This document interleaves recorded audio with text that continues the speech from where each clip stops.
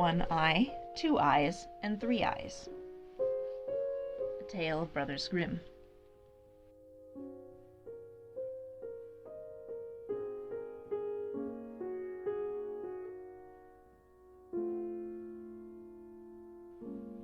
There was once a woman who had 3 daughters, the eldest of whom was called One Eye, because she had only one eye in the middle of her forehead. The second, Two Eyes, because she had eyes like other folks, and the youngest, Three Eyes, because she had 3 eyes, and her third was also in the center of her forehead. However, as Two Eyes saw just as other human beings did, her sisters and her mother could not endure her. They said to her, "You with your 2 eyes are no better than the common people. You don't belong to us." They pushed her about and threw old clothes to her and gave her nothing to eat but what they left, and did everything they could to make her unhappy. It came to pass that Two Eyes had to go out into the fields and tend a goat, but she was still quite hungry because her sisters had given her so little to eat. So she sat down on a ridge and began to weep, and so bitterly did she weep that 2 streams ran down from her eyes. Once, when she looked up in her grief, a woman was standing beside her, and said, "Why art thou weeping, little Two Eyes?" And Two Eyes answered, "Have I not reason to weep when I have 2 eyes like others, and my sisters and mother hate me for it, and push me from one corner to the other, and throw old clothes at me, and give me nothing to eat but the scraps they leave? Today they have given me so little I am still quite hungry." Then the wise woman said, "Wipe away your tears, Two Eyes, and I will tell you something to stop you ever suffering from hunger again. Just say to your goat, 'Bleat, my little goat, bleat. Cover the table with something to eat.' And a clean, well-spread table will stand before you, with the most delicious food upon it, and you may eat your fill. And when you have had enough, and have no more need of the table, just say, 'Bleat, my little goat, I pray,' and take the table quite away, and it will vanish again from your sight." And hereupon the wise woman departed. But Two Eyes thought, "I must instantly make a trial and see if what she says is true, because I am far too hungry." So she said, "Bleat, my little goat, bleat, and cover the table with something to eat." Scarcely had she spoken the words than a little table covered with a white cloth was standing there. On it was a plate with a knife and fork and a silver spoon, and the most delicious food was there, warm and smoking as if it had just come from the kitchen. When Two Eyes said the shortest prayer she knew, "Lord God be with us always, amen," and helped herself to some food, and enjoyed it. And when she was satisfied, she said as the wise woman had taught her, "Bleat, bleat, my little goat, I pray, and take the table quite away." Immediately the little table and everything on it was gone again.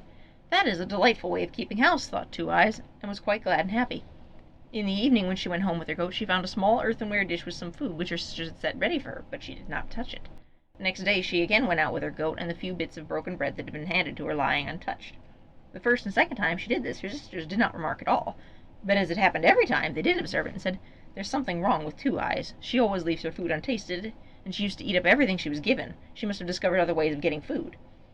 In order that they might learn the truth, they resolved to send One Eye with Two Eyes when she went to drive her goat to pasture, to observe what Two Eyes did when she was there, and whether anyone brought her anything to eat and drink. So when Two Eyes set out the next time, One Eye said to her, "I will go with you to pasture and see that the goat is well taken care of and driven where there is food." But Two Eyes knew what was in One Eye's mind, and drove the goat into high grass and said, "Come, One Eye, we'll sit, and I'll sing something to you." One Eye sat down and was tired with the unaccustomed walk and the heat of the sun. So Two Eyes sang constantly, "One Eye wakest thou, One Eye sleepest thou," until One Eye shut her eye and fell asleep. And as soon as Two Eyes saw One Eye was fast asleep and could discover nothing, she said, "Bleat, my little goat, bleat, cover the table with something to eat," and seated herself at her table, ate and drank until she was satisfied, and again cried, "Bleat, bleat, my little goat, I pray, and take the table quite away." Instantly all was gone. Two Eyes now wakened One Eye, and said, "One Eye, you want to take care of the goat and go to sleep while you're doing it, and in the meantime the goat will run all over the world. Come, let us go home again." So they went home, and again Two Eyes left her little dish stand untouched, and the One Eye could not tell her mother why she would not eat it, and to excuse herself she said, "I fell asleep when I was out." Next day the mother said to Three Eyes, "This time you shall go and see if Two Eyes eats anything when she is out, and if anyone fetches her food and drink, for she must eat and drink in secret." So Three Eyes went to Two Eyes and said, "I will go with you and see if the goat is taken proper care of and driven where there is food." But Two Eyes knew what was in Three Eyes' mind, and drove the goat into high grass and said, "We will sit down and I will sing something to you, Three Eyes." Three Eyes sat down and was tired with the walk and the heat of the sun, and Two Eyes began the same song as before, and sang, "Three Eyes, are you waking?" But instead of singing, "Three Eyes, are you sleeping?" as she ought to have done, she thoughtlessly sang, "Two Eyes, are you sleeping?" and sang all the time, "Three Eyes, are you waking? Two Eyes, are you sleeping?" Then 2 of the eyes that Three Eyes had shut and fell asleep, but the third, as it had not been named in the song, did not fall asleep. It is true Three Eyes shut it, but only in her cunning to pretend it was too asleep. But it blinked and could see everything quite well, and when Two Eyes thought Three Eyes was fast asleep, she used her little charm. "Bleat, my little goat, bleat, cover the table with something to eat," and ate and drank as much as her heart desired, and then ordered the table to go away again. "Bleat, bleat, my little goat, I pray, and take the table quite away." Three Eyes had seen everything. Then Two Eyes came to her, waked her, and said, "Have you been asleep, Three Eyes? "You're a good caretaker. Come, we'll go home." And when they got home, Two Eyes again did not eat, and Three Eyes said to her mother, "I know why that high-minded thing there does not eat. When she's out, she says to the goat, 'Bleat, my little goat, bleat, cover the table with something to eat,' and a little table appears before her, covered with the best of food, better than anything we have here, and when she's eaten all she wants, she says, 'Bleat, goat, I pray,' and take the table quite away, and everything disappears. I watched it closely. She put two of my eyes to sleep by using a certain form of words, but luckily the one in my forehead kept awake." And the mother cried, "Do you want to fare better than we do? That shall pass." And she fetched a butcher's knife and thrust it into the heart of the goat, which fell down dead. When Two Eyes saw that, she went out full of trouble, seated herself on the ridge of grass at the edge of the field, and wept bitter tears. Suddenly the wise woman once more stood by her side and said, "Two Eyes, why are you weeping?" "Have I not reason to weep?" she said. "The goat that covered the table for me every day when I spoke your charm has been killed by my mother, and I shall again have to bear hunger and want." So the wise woman said, "Two Eyes, I will give you a good piece of advice. Ask your sisters to give you the entrails of the slaughtered goat, and bury them in the ground in front of the house, and your fortune will be made." So she vanished, and Two Eyes went home and said, "Sisters, do give me some part of my goat. I don't wish for what is good, just give me the entrails." They laughed and said, "If that's all you want, you can have it." So Two Eyes took the entrails and buried them quietly in the evening in front of the house door, as the wise woman had counselled. Next morning, when they all awoke, they went to the house door, and there stood a magnificent tree with leaves of silver and fruit of gold hanging among them, so that in all the wide world there was nothing more beautiful or precious. They did not know how the tree could have come there during the night, but Two Eyes saw it had grown up out of the entrails of the goat, for it was standing on the exact spot where she had buried them. So Mother said to One Eye, "Climb up, my child, and gather some of the fruit of the tree for us." One Eye climbed up, but when she was about to get hold of one of the golden apples, the branch escaped from her hands, and that happened each time, so she could not pluck a single apple, let her do what she might. So said the mother, "Three Eyes, climb up. You with your three eyes can look about much better than One Eye." So One Eye slipped down, and Three Eyes climbed up. Three Eyes was not more skilful, and might search as she liked, but the golden apples always escaped her. At length the mother grew impatient and climbed up herself, but could get hold of the fruit no better than One Eye and Three Eyes, for she always clutched empty air. Then said Two Eyes, "I will go up. Perhaps I may succeed better." And the sisters cried, "Indeed, with your two eyes, what can you do?" But Two Eyes climbed up, and the golden apples did not get out of her way, but came into her hand of their own accord, so that she could pluck one after the other and brought down a whole apronful with her. The mother took them away from her, and instead of treating poor Two Eyes any better, she and One Eye and Three Eyes were only envious, because Two Eyes alone had been able to get the fruit, and still treated her more cruelly. It so befell that once when they were standing together by the tree, a young knight came up. "Quick, Two Eyes," cried the two sisters, "creep under this, and don't disgrace us."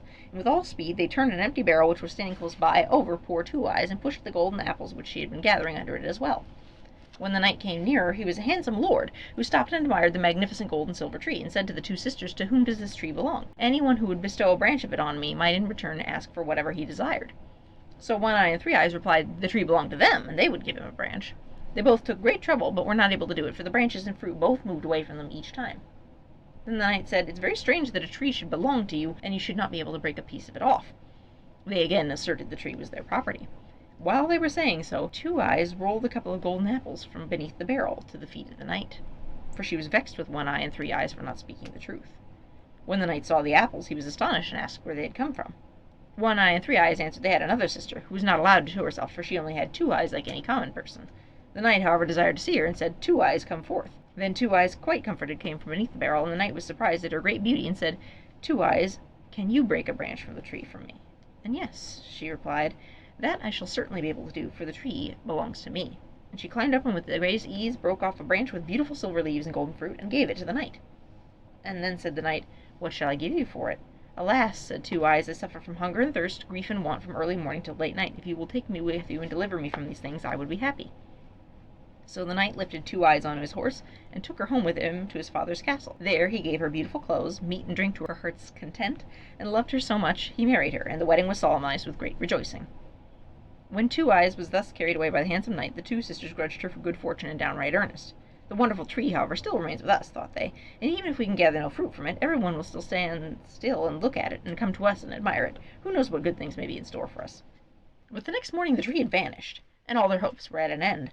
When Two Eyes looked out of the window of her own little room, to her great delight it was standing in front of it, and it had followed her. Two Eyes lived a long time in happiness. Once two poor women came to her in the castle and begged for alms. She looked in their faces and recognized her sisters, One Eye and Three Eyes, who had fallen into such poverty they had to wander about and beg food from door to door. Two Eyes, however, made them welcome, and was kind to them and took care of them, so that they both with all their hearts repented the evil they had done to their sister in their youth.